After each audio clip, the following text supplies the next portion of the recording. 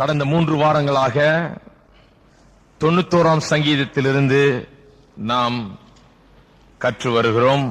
சங்கீதம் 91க்கு நாம் எல்லாரும் திருப்போம். நாம் முதல் வசனத்திலிருந்து வாசிப்போம், பிறகு 7ஆம் வசனத்தை படிப்போம். உன்னதமானவரின் மறைவில் இருக்கிறவன் சர்வ வல்லவருடைய நிழலில் தங்குவான். நான் கர்த்தரை நோக்கி, நீர் என் அடைக்கலம், என் கோட்டை, என் தேவன், நான் நம்பி இருக்கிறவர் என்று சொல்லுவேன். அவர் உன்னை வேடனுடைய கண்ணிக்கும் பாழாக்கும் கொள்ளை நோய்க்கும் தப்புவிப்பார். அவர் தமது சிறகுகளாலே உன்னை மூடுவார். அவர் செட்டைகளின் கீழே அடைக்கலம் புகுவாய். அவருடைய சத்தியம் உனக்கு பரிசையும் கேடகமுமாம். இரவில் உண்டாகும் பயங்கரத்துக்கும் பகலில் பறக்கும் அம்புக்கும் இருளில் நடமாடும் கொள்ளை நோய்க்கும் மத்தியானத்தில் பாழாக்கும் சங்காரத்துக்கும் பயப்படாதிருப்பாய். எல்லாரும் சொல்லுங்க, பயப்படாதிருப்பாய். பயப்படாதிருப்பாய் என்று சொன்னால் அது ஒரு கட்டளை. பயப்படாதே என்று சொல்லுவது போல ஒரு கட்டளை. அது மட்டுமல்லாமல், நீ கர்த்தருக்குள்ளாக வாழ்வாயானால், கர்த்தரை உன்னுடைய மறைவிடமாக கொண்டிருப்பாயானால், கிறிஸ்துவை ஏற்றுக்கொண்டு கிறிஸ்துவோடு கூட தேவனுக்குள் மறைத்து வைக்கப்பட்டிருப்பாயானால், அப்படிப்பட்ட கிறிஸ்துவுக்குள்ளான கிறிஸ்துவ வாழ்க்கையை வாழ்வாயானால், அவருடைய நிழலிலே தங்குவாயானால், பயப்படாமல் நீ இருப்பாய் என்கிற ஒரு சத்தியத்தையும் அறிவிக்கிறது. அது ஒரு கட்டளை மட்டுமல்ல, பயப்படாதே என்று சொல்லுகிற காரியம் மட்டுமல்ல, நீ பயப்படாமல் இருப்பாய் என்றும் சொல்லுகிறது. பயப்படாதே என்கிற கட்டளை மட்டுமல்லாமல் நாம் பயப்படாமல் இருப்போம் என்கிற சத்தியத்தையும் அது விளக்குகிறது. ஏன்? போன வாரத்தில் பார்த்தோம், தேவன் நம்மை சுற்றி வேலி அடைத்து காக்கிறார். சிறகுகளாலே உன்னை மூடுவார் என்று சொன்னால் என்ன அர்த்தம்? வெறும் சிறகுகளாலே மூடுறதில்லை, நம்மை காம்பவுண்ட் வால் போடுகிறது போல, நம்மை சுற்றி வேலி அடைக்கிறது போல அவர் வேலி அடைத்து நம்மை காக்கிறார் என்று போன வாரத்தில் பார்த்தோம். இந்த வேலிக்கு வெளியே நின்று கொண்டு சாத்தான் நம்மை பார்த்துக் கொண்டிருக்கிறான். உள்ளே நாம் செழிப்பாவதை, இந்த வேலிக்குள்ளாக நாம் பாதுகாப்பாக இருப்பதை, ஆசீர்வாதத்தை அனுபவிப்பதை, நன்றாக இருப்பதை சாத்தான் காண்கிறான். யோபுடைய உதாரணத்தை சொன்ன, வெளியே இருந்து சாத்தான் யோபு பார்க்கிறான். சாத்தான் வந்து தேவனிடத்தில் முறையிடுகிறான். அவன் ஏன் உம்மை ஆராதிக்கிறான், அவன் ஏன் உம்மை அவ்வளவாய் நேசிக்கிறான் என்று சொன்னால், ஆண்டவரே, அவனை சுற்றி வேலியை போட்டு அடைச்சிருக்கிறீர், அவனுக்கு ஆசீர்வாதத்தை ஏராளமா கொடுத்திருக்கிறீர், அவனை பெரிய ஆளாக்கி இருக்கிறீர். அதுவும் இல்லாம யாரும் அவனை நெருங்காதபடி, யாரும் அவனை அழிக்க முடியாதபடி அவனை சுற்றி ஒரு காம்பவுண்ட் வால் போட்டு நீ பாதுகாக்கிறீர், அரணாக நின்று பாதுகாக்கிறீர் என்று வெளியே நின்று சாத்தான் சொல்றான். எல்லாரும் ஆமென் சொல்லுங்க. சாத்தான் வெளியே நின்றுட்டு தான் உங்களை பார்த்துட்டு இருக்கிறான். வெளியே நின்று உள்ள பார்க்கிறான். நீங்க அந்த வேலிக்குள்ளாக இருக்கிறீர்கள், பத்திரமா இருக்கிறீர்கள், ஆசீர்வாதத்தோடு இருக்கிறீர்கள். நீங்கள் கையிட்டு செய்கிற காரியம் பெருகி கொண்டே போகிறது. கர்த்தர் உங்களை ஆசீர்வதித்துக் கொண்டே இருக்கிறார். சாத்தானுக்கு இது ஒரு பெரிய சோதனை. நிறைய பேருக்கு சொல்லுவாங்க, எனக்கு தாங்க பெரிய சோதனை. உங்களுக்கு இல்ல சோதனை, சாத்தானுக்கு தான் அது. நீங்கள் செழிப்பாகுவதையும் நீங்கள் ஆசீர்வாதமா இருப்பதையும் பார்த்தவனுக்கு பொறுக்க முடியல. வெளியே பார்த்துக்கிட்டு முறையிட்டு கொண்டிருக்கிறான். ஐயோ, இவனை தொட்டா போதும், இவனை நான் நாசமாக்கினா போதும், இவனை எப்படியாவது நான் அழிச்சா நல்லா இருக்குமே என்று சொல்லி பார்த்து கொண்டிருக்கிறான். உள்ள நுழைய முடியுமா சாத்தான்? உள்ள நுழைய முடியுமாங்க? முடியாது. கர்த்தர் போட்ட வேலி அது. உள்ள அவன் நுழையவே முடியாது. ஆனால் ஒரே ஒரு காரணத்தினால் அவன் நுழைய முடியும். என்ன அது காரணம்? என்ன காரணம்? என்ன காரணம்? நல்லா சொல்லுங்க, நல்லா சொல்லுங்க சத்தமா. பயம். அப்படி சொல்லுங்களேன். பயப்படாதீங்க. இப்பதான் பயத்தை குறித்து பேசிட்டே இருக்கோம், பயந்து பயந்து சொல்றீங்க. பயப்படாம சொல்லுங்க.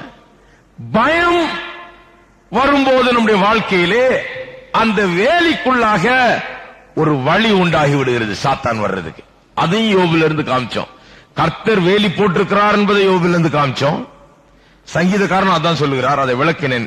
எபிரேய மொழியில எப்படி அது வேலி என்கிற அர்த்தத்தில் சொல்லப்பட்டிருக்கிறது என்று, சிறகுகளாலே மூடுவார் என்று சொன்னால் வேலி என்கிற அர்த்தத்தில் எப்படி சொல்லப்பட்டிருக்கிறது என்று யோபிலிருந்து காண்பித்தோம். கர்த்தர் வேலி போட்டிருக்கிறார் என்று. பிசாசே சொல்றான் கர்த்தர் வேலி போட்டிருக்கிறார். அவன் சொன்னா நிச்சயமா அது சத்தியமா இருக்கணும். அவன் சும்மாவா சொல்றான்? வேலி போட்டிருக்கிறாருன்னு அவனே சொல்றான். சாத்தானே சொல்றான். விசுவாசிகள் இன்றைக்கு விசுவாசிக்கிறது இல்ல, ஆனா சாத்தான் அவ்வளவு பெரிய சத்தியத்தை சொல்றான். கர்த்தர்களை சுற்றி வேலி போட்டிருக்கிறார். வெளியே நின்று பார்க்கிறான், உள்ள வர முடியல. ஒரே ஒரு காரணத்தினாலதான் உள்ள வந்தான். எந்த காரணம்? பயம் என்கிற காரணத்தினால் உள்ள வந்தான். நான் பயந்தது எனக்கு நேரிட்டது என்று யோபு சொல்கிறார். எல்லாவற்றை குறித்தும் பயந்தார். பிள்ளைகளுக்கு என்ன ஆகுமோன்னு பயந்தார், வீட்டுக்கு என்ன ஆகுமோன்னு பயந்தார், ஆடு மாடுகளுக்கு என்ன ஆகுமோன்னு பயந்தார். பயந்ததெல்லாம் ஆயிடுச்சு, எல்லாம் நாசமோசமும் வந்துச்சு. அந்த பயத்தின் மூலமாக வாசல்களை உண்டு பண்ணி விட்டார். அந்த வேலிக்குள்ளாக பிசாசு நுழையும்படியாக ஒரே ஒரு காரியத்தை மட்டும் பயப்படவில்லை. அது என்ன? தன்னுடைய உயிர் போயிடுமே பயப்படவே இல்லை. என்ன சொல்றார்? என்னுடைய மாம்சம் அழுகி மண்ணுக்கு மண்ணா போனாலும் நான் ஒரு நாள் எழுந்திருப்பேன், என்னை அவர் எழுப்புவார். இயேசு வருகிறார், என்னை எழுப்புவார், நான் உயிரோடு கூட நின்று என்னுடைய கண்களால் அவரை காண்பேன். ஆகையால் அவன் உயிர்த்தெழுதல் நம்பிக்கை இருந்ததுனால மரணத்தை குறித்து பயப்படவே இல்லை. ஆகியால் தான் பிசாசு எல்லாத்தையும் தொட்டான், எல்லாவற்றையும் நாசமாக்கிறான். அவனுடைய உயிரை நாசமாக்க முடியவில்லை. ஏன்? உயிருக்கு அவன் பயப்படவில்லை. உயிர்த்தெழுதல் நம்பிக்கை அப்பொழுதே பெற்றிருந்தான் என்று நான் உங்களுக்கு சொன்னேன் இல்லையா? பயப்படாதிருப்பாய். ஏன் பயப்படாதிருப்பாய் அவ்வளவு முக்கியமா சொல்லி இருக்கிறான்? பயந்தா அந்த வேலிக்குள்ள பொத்தல் உண்டாயிடுது. பயந்தா சாத்தானுக்கு ஒரு வாசல் உண்டாகிறது. எதை குறித்து நீங்கள் பயப்படுகிறீர்களோ, ஐயோ இப்படி ஆயிடுமோ அப்படி ஆயிடுமோ அப்படின்னு பயந்து அதையே பேசி அதையே சிந்தித்து அதையே தியானித்துக் கொண்டு பயத்தை வளர்த்துக் கொண்டிருந்தால் சாத்தானுக்கு ஒரு வழி உண்டாகி விடுகிறது. சாத்தானுக்கு வழியை உண்டாக்காதீர்கள், சாத்தானுக்கு இடம் கொடுக்காதீர்கள். சாத்தானுக்கு எப்படி இடம் கொடுக்கிறோம்? பயத்தினால்தான் நாம் இடம் கொடுக்கிறோம். அவன் பார்த்துக்கிட்டே இருக்கான், யார் பயப்படுறாங்களோ அவங்கள பிடிப்போம் என்று. பயந்து நாம் இடம் கொடுக்க வேண்டாம். இந்த பயத்தை குறித்து 1-2 வார்த்தைகளை சொல்லிவிட்டு பிறகு 7ஆம் வசனத்தை பார்ப்போம். வேதம் சொல்லுகிறது, தேவன் நமக்கு பயத்தின் ஆவியை தராமல் அன்பும் தெளிவும், அன்பும் பலமும் தெளிந்த புத்தியுள்ள ஆவியை நமக்கு தந்திருக்கிறார். இந்த பயம் தேவனிடத்திலிருந்து வர்றதில்லை. பயம் இருக்கிறவர்கள் ஞாபகம் வச்சுக்கங்க, பயம் தேவனிடத்திலிருந்து வருகிறது இல்ல. 2 தீமோத்தேயு 1:7 சொல்லுகிறது, தேவன் நமக்கு பயத்தின் ஆவியை கொடாமல், பயத்தின் ஆவியை தருகிறதில்லை. அது தேவனிடத்திலிருந்து வருகிறதில்லை. பயம் ஒரு வெர்ச்சு அல்ல, ஒரு நல்ல காரியம் அல்ல. வாழ்க்கையில பயம் என்கிறது ஒரு நம்மை முன்னேற வைக்கக்கூடிய ஒரு காரியம் அல்ல, நம்மை பின் தங்க வைக்கக்கூடிய ஒரு காரியமாய் அது இருக்கிறது. பயம் தேவனிடத்திலிருந்து வரவில்லை. பயம் வரும்போது நீங்க உடனே நினைக்கணும், இது தேவனிடத்திலிருந்து வரவில்லை. எங்கிருந்து வந்திருக்குது? பிசாசினிடத்திலிருந்து வந்திருக்குது. வாழ்க்கையில எதை குறித்து பயம் வந்தாலும் உடனே நாம் அதை கண்டுகொள்ள வேண்டும், எங்கிருந்து அது வந்திருக்கிறது என்று. அது பிசாசினிடத்திலிருந்து வந்த ஒன்று என்பதை நாம் அறிந்து கொள்ள வேண்டும். பயத்தின் ஆவியை நமக்கு கொடுக்கல. என்ன சொல்றார்? நாம் புதிதாக ரட்சிக்கப்பட்ட வேளையிலே, நாம் புது மனுஷர்களாக ஆக்கப்பட்ட வேளையிலே நமக்கு ஒரு ஆவியை கொடுத்திருக்கிறார். அது என்ன ஆவி? பயத்தின் ஆவி கிடையாது. எத்தனை பேர் மறுபடியும் பிறந்திருக்கீங்க இங்க? எத்தனை பேர் ரட்சிக்கப்பட்டு மறுபடியும் பிறந்த அனுபவத்தை உடையவர்கள் கையில உயர்த்தி காண்பிப்போம். நீங்கள் ரட்சிக்கப்பட்ட வேளையிலே உங்களுக்கு ஒரு ஆவி உள்ள கொடுக்கப்பட்டிருக்கிறது. அது என்ன ஆவி? பயத்தின் ஆவி அல்ல. வாசிப்போம் ரோமர் 8ஆம் அதிகாரம். என்ன ஆவி கொடுக்கப்பட்டிருக்கிறது என்று நாம் பார்ப்போம். ரோமர் 8ஆம் அதிகாரம் 15வது வசனம். அந்தப்படி திரும்பவும் பயப்படுகிறதற்கு, அதாவது முன்ன பயந்துகிட்டு இருந்தீங்க, திரும்பவும் பயப்படுகிறதற்கு நீங்கள் அடிமைத்தனத்தின் ஆவியை பெறாமல் அப்பா பிதாவே என்று கூப்பிட பண்ணுகிற புத்திர ஸ்வீகாரத்தின் ஆவியை பெற்றீர்கள். எந்த ஆவியை பெற்றிருக்கிறீர்கள்?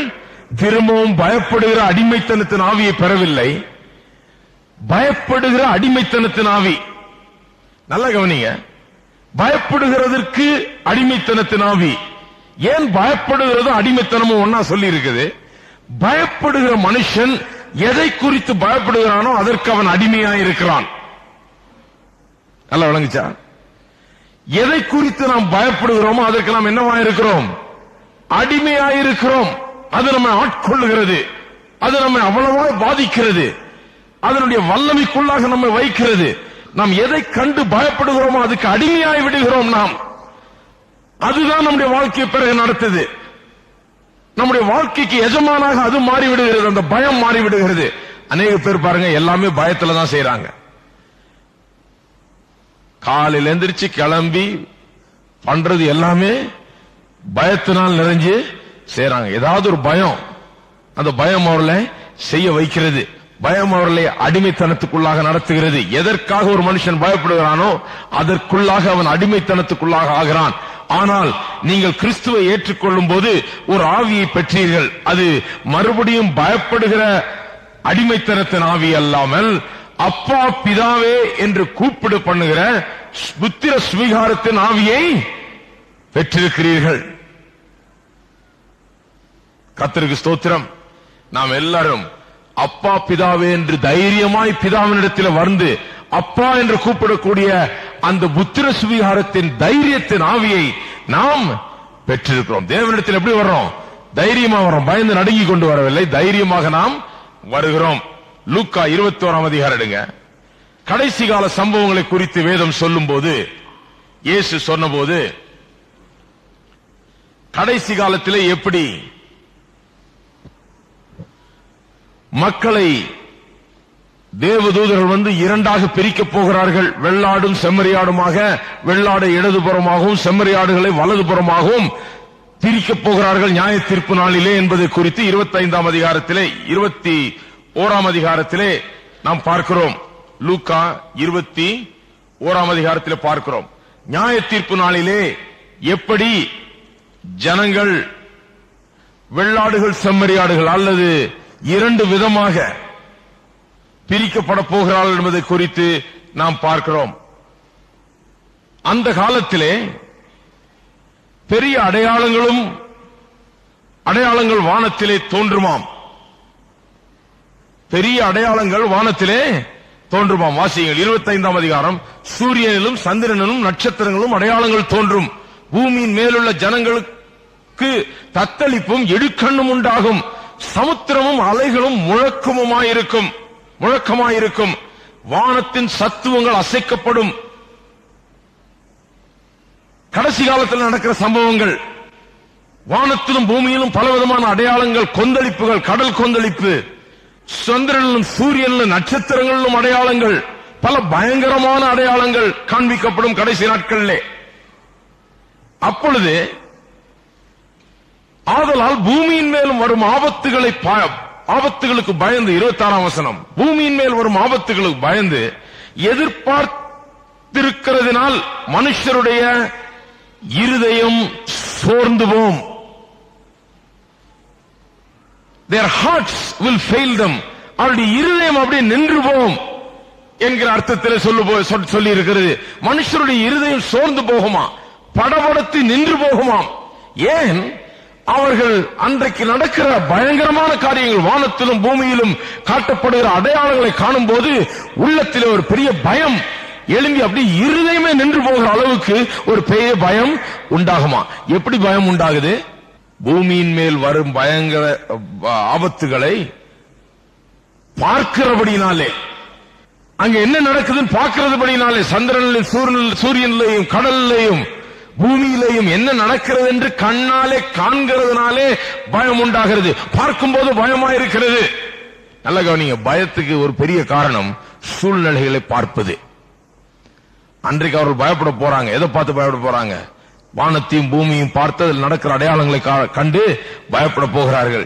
இன்றைக்கு அநேகர் பயந்தே வாழ்ந்து கொண்டிருக்கிறார்கள். எப்படி பயந்து வாழ்ந்து கொண்டிருக்கிறார்கள்? தங்களை சுற்றி நடந்து கொண்டிருக்கிற சகல காரியங்களை கண்டு கண்டு அஞ்சி பயந்து நடுங்கி கொண்டு வாழ்ந்திருக்கிறார்கள். அன்றைக்கு மட்டும் இருதயம் நிறைய பேருக்கு நிக்க போறதுல பார்த்து இன்றைக்கே நிறைய பேருடைய இருதயம் பயந்து நின்னு போயிருக்கு. எத்தனை முறை கேள்விப்பட்டிருங்க? சிலர் சொல்லுவாங்க, ஐயோ பயந்து என் இருதயமே நின்னு போற மாதிரி ஆயிடுச்சுங்கன்னுவாங்க. அது இன்றைக்கு நடக்கிற காரியம். ஏன் இருதயம் நின்னு போற மாதிரி ஆகுது? கடைசி காலத்தில் அந்த அடையாளங்களை பார்க்கும்போது மட்டும் அப்படி ஆக போறதில்லை. இன்றைக்கும் பயப்படுகிறவர்களுக்கு இருதயமே நின்று போகிறது போல ஒரு உணர்வு அவர்களுக்குள்ளாக உண்டாகிறது. உங்களுக்குள்ள ஒரு பெரிய சோர்வு உண்டாகிறது. வாழ்க்கையிலே பயத்தை உடையவர்களா இருப்பீர்கள் என்றால் சாத்தான் உங்களை அதன் மூலமாக சோர்ந்து போக பண்ணுவான், பலனை இழக்க பண்ணுவான். சூழ்நிலைகளை பார்த்தால் பயத்தை உண்டாக்கும். ஆனால் கர்த்தருடைய வார்த்தையை பார்த்தால் என்னத்தை உண்டாக்கும்? தைரியத்தை உண்டாக்கும். எல்லாரும் சொல்லுவோம், சூழ்நிலையை பார்த்தால் பயம் உண்டாகும், கர்த்தருடைய வாக்குத்தத்தங்களை கண்டால் தைரியம் உண்டாகும். இப்பொழுது சங்கீதம் 91 திரும்பவும் போவோம். 7ஆம் வசனத்தை வாசிப்போம். உன் பக்கத்தில் 1000 பேரும் உன் வலதுபுறத்தில் 10,000 பேரும் விழுந்தாலும் அது உன்னை அணுகாது. எல்லாரும் சொல்லுவோம், உன் பக்கத்தில் 1000 பேரும் உன் வலதுபுறத்தில் 10,000 பேரும் விழுந்தாலும் அது உன்னை அணுகாது. அருமையான வாக்குத்தத்தம். ஆனால் இதனுடைய அர்த்தம் எவ்வளவாய் நமக்கு புரிகிறது என்று தெரியவில்லை. அதற்காக தான் இங்கே வந்திருக்கிறோம். இன்றைக்கு அதனுடைய அர்த்தம் என்ன? உன் பக்கத்தில் 1000 பேரும் உன் வலது பக்கத்தில் 10,000 பேரும் விழுந்தாலும் அது உன்னை அணுகாது என்று சொல்லி இருக்கிறது. அதனுடைய அர்த்தம் என்ன? இந்த வசனத்தை வைத்துதான் அநேகர் என்ன சொல்லுகிறார்கள், இது மிலிட்டரி மேன்ஸ் சாம், அதாவது யுத்தத்துக்கு போகிற போர்ச்சேவர்களுடைய சங்கீதம் இது என்று சொல்லுகிறார்கள். ஏன் அப்படி சொல்லுகிறார்கள்?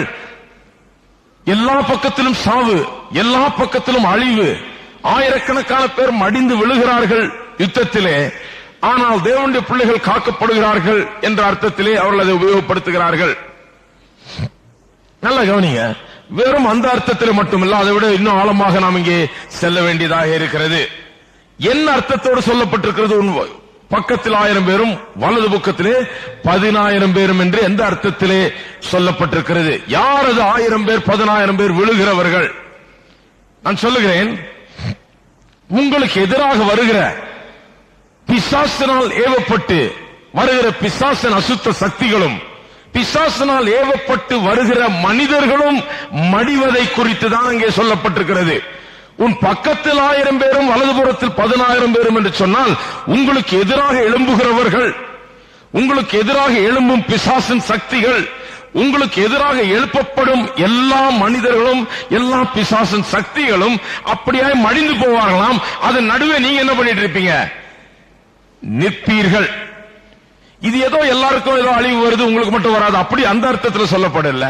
அந்த வாக்குத்தத்தம் வேற இடத்துல நிறைய இடத்துல கொடுக்கப்பட்டிருக்கிறது. ஆனால் இங்கே என்ன சொல்லப்பட்டிருக்கிறது? உங்களுக்கு எதிராக வருகிறவர்கள் உங்கள் வலது பக்கத்தில் 1000-ஆகவும் உங்கள் இடது பக்கத்தில் 1000-ஆகவும் வலது புறத்திலே 10,000-ஆகவும் மடிந்து விழுவார்கள். உங்களை நோக்கி வருவார்கள், உங்களை எதிர்த்து நிற்பார்கள், உங்களை சேதப்படுத்த நினைப்பார்கள். ஆனால் உங்கள் பக்கத்தில் 1000-ம் வலதுபுறத்தில் 10,000-மாக மடிந்து போவார்கள். ஆனால் நீங்களோ நிற்பீர்கள் என்கிற அர்த்தத்திலே தான் சொல்லப்பட்டிருக்கிறது. எப்படி இதை சொல்லுகிறோம்? இது எழுதினவர் மோசே. 91வது சங்கீதம் மோசேயின் சங்கீதம் இல்லைங்களா? 91வது சங்கீதம் மோசேயின் சங்கீதம். 90, 91 சங்கீதங்கள்லாம் மோசேயினுடைய சங்கீதம், மோசே எழுதின சங்கீதம். மோசே இன்னொரு இடத்திலே 1000 10,000 பேரை குறித்து பேசுகிறார். நாம் அதை வாசிப்போம். அதை வாசிக்கும் போது ஏன் இப்படி நாம் வியாக்கியானம் பண்ணுகிறோம் என்பதை விளங்கும். உபாகமம் 32ஆம் அதிகாரம். மோசே தான் எழுதினார் இந்த சங்கீதத்தை. உன் பக்கத்தில் 1000 பேர் வலது பக்கத்தில் 10,000 பேர் சொல்லுகிறார். உபாகமம் 32ஆம் அதிகாரம் 30, 31 வசனங்களை பார்ப்போம். இதை வாசித்தால் நமக்கு விளங்கும். அவர்களுடைய கண்மலை அவர்களை விற்காமலும் கர்த்தர் அவர்களை ஒப்புக்கொடாமலும் இருந்தாரானால் ஒருவன் 1000 பேரை துரத்தி 2 பேர் 10,000 பேரை ஓட்டுவது எப்படி? மோசே என்ன சொல்லுகிறார்? ஒருவன் 1000 பேரையும் 2 பேர் எத்தனை பேர் ஓட்டுவாங்களாம்? 10,000 பேரையும். ஏன் ஒருவன் 1000 பேரையும் 2 பேர் 10,000 பேர் ஓட்டுறாங்க? இஸ்ரவேல் மக்களை குறித்து சொல்லுகிறார். அவருடைய யுத்த அனுபவத்தை குறித்து சொல்லுகிறார். அவர்களை எதிர்க்கிறவர்களுக்கு எதிராக இவர்கள் போகும்போது என்ன நடக்கிறது என்று சொல்லுகிறார். இஸ்ரவேல் மக்களை எதிர்த்து நிற்கிறவர்களுக்கு எதிராக இஸ்ரவேல் மக்கள் போகும்போது இவங்க ஒரு ஆள் 1000 பேருக்கு ஈக்குவலாம். 2 பேர் போனா எத்தனை பேருக்கு ஈக்குவலாம்? 10,000 பேருக்கு ஈக்குவலாம். யார் சொல்லுகிறது? மோசே சொல்லுகிறார். தன்னுடைய ஜனங்களை பார்த்து சொல்லுகிறார், நம்முடைய ஒரு ஆளுக்கு அவருடைய 1000 ஆட்கள் சமம், நம்முடைய 2 ஆட்கள் போனவங்க 10,000 பேருக்கு சமம். ஏன்? இதற்கு பின்னாலே ஒரு பெரிய சக்தி இருக்கிறது. அவர் சொல்லுகிறார், அவர்களுடைய கண்மலை, அவருடைய கண்மலை என்னன்னா நம்ம எதிர்த்து வருகிறவர்களுடைய கண்மலை, தேர் ராக், அவருடைய கண்மலை அவர்களை விற்று போடுகிறதாம். அதாவது அவருடைய தெய்வங்கள், அவர்கள் நம்பியிருந்த அசுத்த சக்திகள், அவருடைய தெய்வங்கள் இவர்களை விற்று போடுகிறது. யுத்தம் வரைக்கும் கொண்டு வந்து விட்டுட்டு போ, நீ சண்டை போடு, இவங்களை விடாத, இவங்களை எதிர்த்து போன அந்த அசுத்த சக்திகள் தூண்டி தூண்டி விட்டு சண்டைன்னு வந்த உடனே அது ஓடி போயிடுது. அவருடைய தெய்வங்கள் கைவிட்டு விடுகிறது. கொண்டு வந்து யுத்த களத்தில் விட்டு விட்டு அங்கு உதவி செய்வதில்லை, அவர்களை விற்று விட்டு போகிறது என்று சொல்லுகிறார். அவர்களுடைய கண்மலை அவர்களை விற்காமலும் கர்த்தர் அவர்களை ஒப்புக்கொடாமலும். எத்தனை பேர் சொல்லுங்க கர்த்தர் ஒரு கண்மலை என்று? எல்லாரும் சொல்லுங்க கர்த்தர் என்னுடைய கண்மலை. நம்முடைய கண்மலைக்கும் அவருடைய கண்மலைகளுக்கும் ஒரு பெரிய வித்தியாசம் என்ன? அவருடைய கண்மலை எதிர்த்து நிற்கும் போது அது ஓடி போகுது. அவருடைய கண்மலை யாரு? பிசாசு. எதிர்த்து நிற்கும் போது பிசாசு ஓடி போகிறான். அவன் குணமே அப்படிதான். எதிர்த்து நின்றால் ஓடி போகிறவன், ஓட ஓட விரட்டுறவன். எதிர்த்து நின்றால் ஓடி போகிறவன், அதுதான் பிசாசு. பயப்படுகிறவர்களை தாக்குகிறான், பயப்படுகிறவர்களை விழுங்கி போடுகிறான். எதிர்த்து நிற்கிறவர்களுக்கு எதிராக நிற்க முடியாமல் பயந்து ஓடுகிறான். நாயை போல. நாய் துரத்த ஓடுனீங்கன்னா ஓட ஓட அது துரத்திக்கிட்டே இருக்கும். இல்லாத கூச்சல் எல்லாம் போடும். ஓன்னு ஊரையே எழுப்பும். கொலைச்சு உங்களை இருதயத்தை நடுங்க வச்சு சட்டையை பிடிச்சு இழுத்து பின்னால் விடாது. ஓட ஓட இன்னும் அதனுடைய கூச்சலும் அதனுடைய வீராப்பம் அதிகரிக்க தான் செய்யும். கொஞ்சம் அப்படி நின்று பின்னால திரும்பி ஒரு சத்தம் போட்டீங்கன்னா அது ஓடுற வேகத்தை பார்க்கணும். நீங்க ஒரு கல் எடுத்தா போதும், அது தூரமா ஓடி போய் நின்று திரும்பி பார்க்கும். பிசாசு அப்படிதான். ஓட ஓட பயப்படுகிறவர்களை விரட்டுகிறான், திரும்பி நின்று எதிர்க்கிறவர்களை விட்டவன் ஓடி போகிறான். அவர்களுடைய கண்மலை ஓடி போதான், எதிர்க்கும் போது ஓடி போகிறது. கர்த்தர் அவர்களை ஒப்புக்கொடாமலும். ஆங்கிலத்தில் இப்படி சொல்லப்பட்டிருக்கிறது. How will this happen? That 1,000 chases, one chases 1,000, 2 chases 10,000. How will it happen? He says, unless their rock sold them out and our rock shuts them up. எப்படி நடக்கிறது? ஒருவன் 1000 பேரையும் 2 பேர் 10,000 பேரையும் துரத்துகிறார்கள். நம் ஆட்கள் எப்படி நடக்கிறது என்று மோசே சொல்லுகிறார். எப்படி நடக்கிறது என்றால் அவருடைய கண்மலை அவர்களை விற்று போடுகிறது. நம்முடைய கண்மலையாகிய கர்த்தர் அவர்களை அடைத்து போடுகிறார், மாட்ட வச்சிடுறார். ஆகையால் தான் அவ்வளவு பெரிய வெற்றி இஸ்ரவேல் மக்களுக்கு. அவர்கள் எதிர்த்து வந்தவர்களுக்கு எதிராக அவ்வளவு பெரிய வெற்றி. ஏன்? ஒருவர் 1000 பேரையும் 2 பேர் 10,000 பேரையும் துரத்துவது எப்படி? அவருடைய கண்மலை அவர்களை விற்று போடுகிறது என்று மோசே சொல்லுகிறார். இது மோசேயுடைய சங்கீதம். ஆகையால் அதே பாஷை இங்கே உபயோகப்படுத்துகிறார். உன் பக்கத்திலே 1000 பேர், உன் வலது பக்கத்திலே 10,000 பேர் விழுந்தாலும். எதை சொல்றார்? அதை தான் சொல்றார். யுத்தத்துக்கு போகும்போது ஒருவராய் சென்றால் 1000 பேரையும், இருவராய் சென்றால் 10,000 பேரையும் அடிச்சு நொறுக்கிறீர்கள்.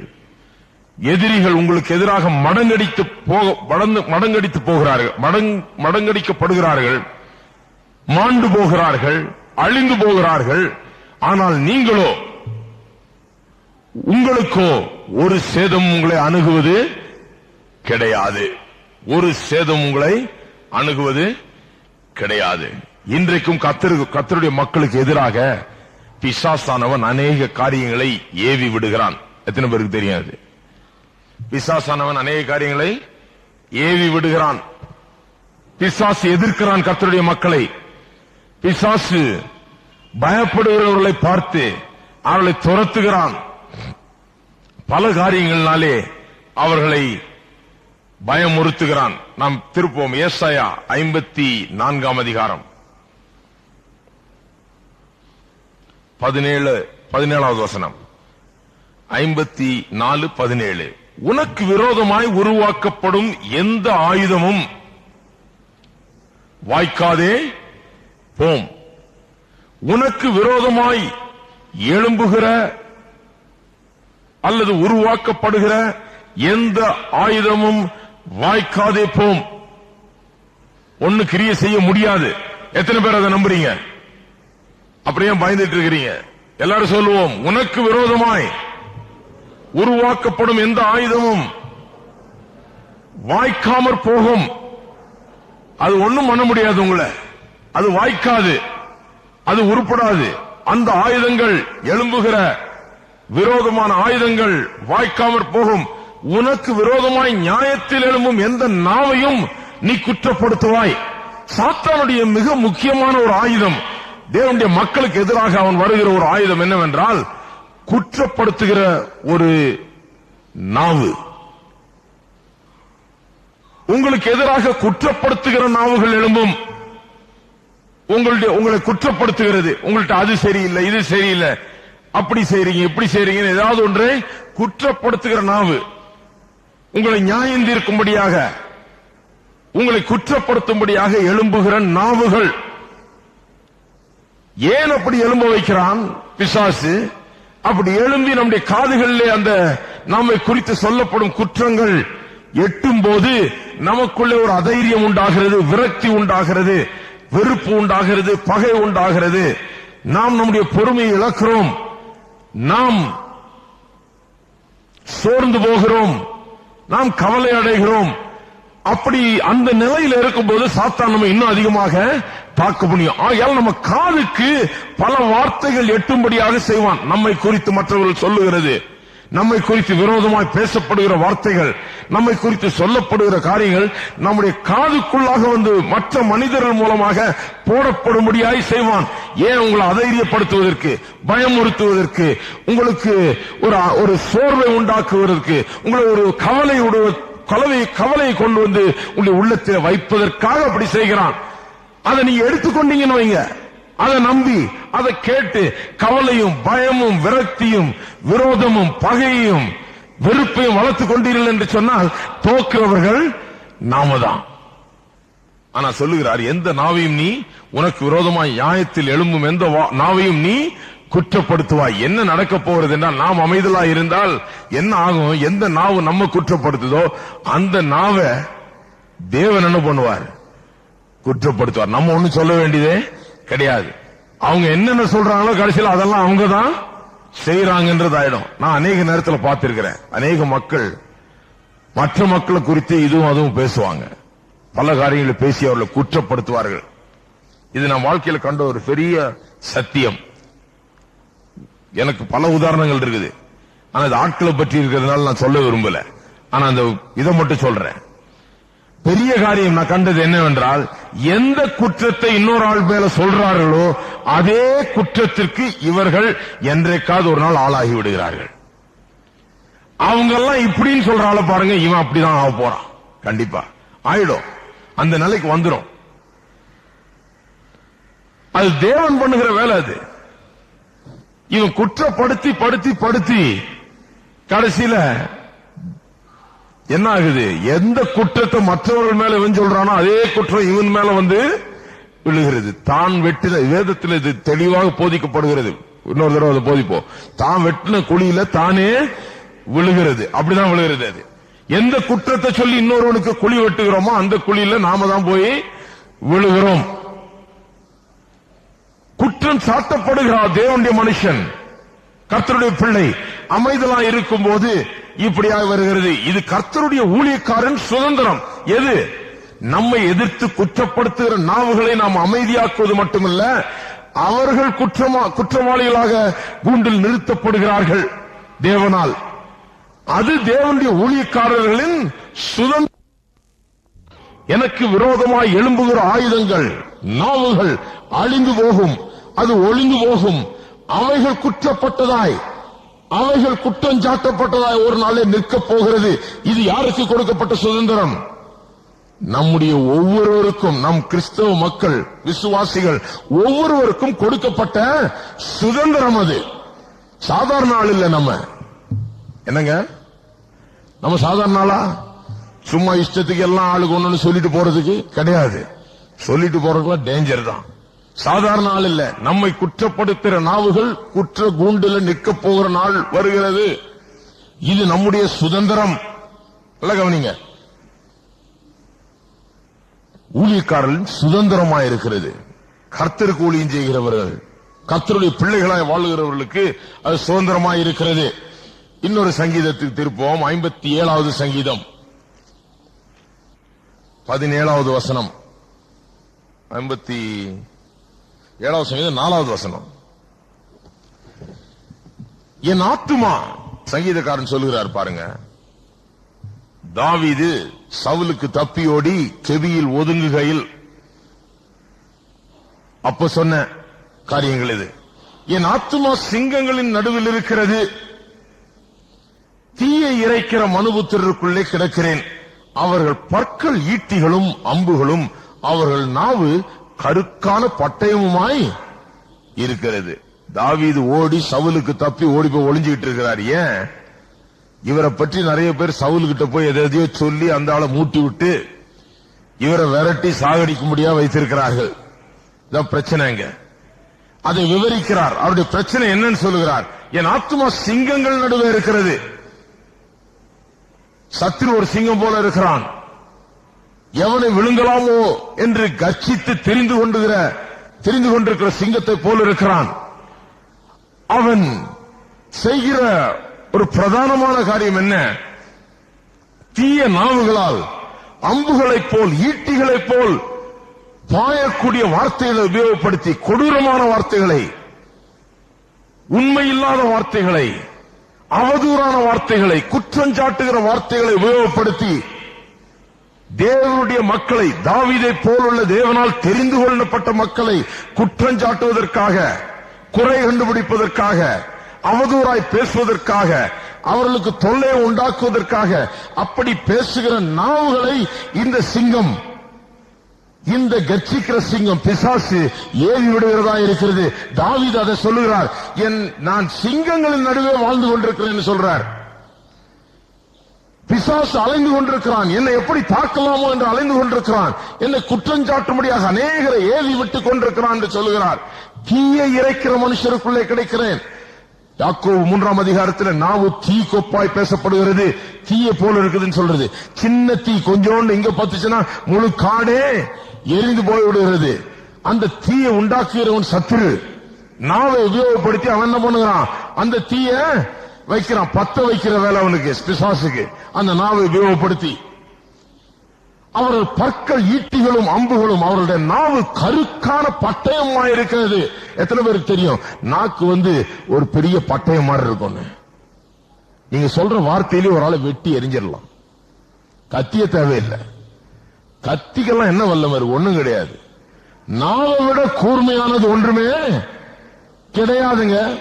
ஒரு ஆள் அப்படியே நம்பிக்கை இழக்க பண்ணி, சோர்வுடைய பண்ணி, பயமுறுத்தி அந்த ஆள் அப்படியே பைத்தியம் பிடிக்க வைக்கலாம் உங்களுடைய ஒரு வார்த்தையின் மூலமாக, ஒரு சென்டென்ஸ் மூலமா. தெரியுமா உங்களுக்கு இன்றைக்கு எத்தனை பேர் பைத்தியக்கார ஆஸ்பத்திரியில் இருக்காங்க? ஏன்னா யாரோ என்னமோ சொல்லிட்டாங்க. நான் உன்னை என்ன பண்றேன் பாருன்னு சொல்லியிருப்பான்.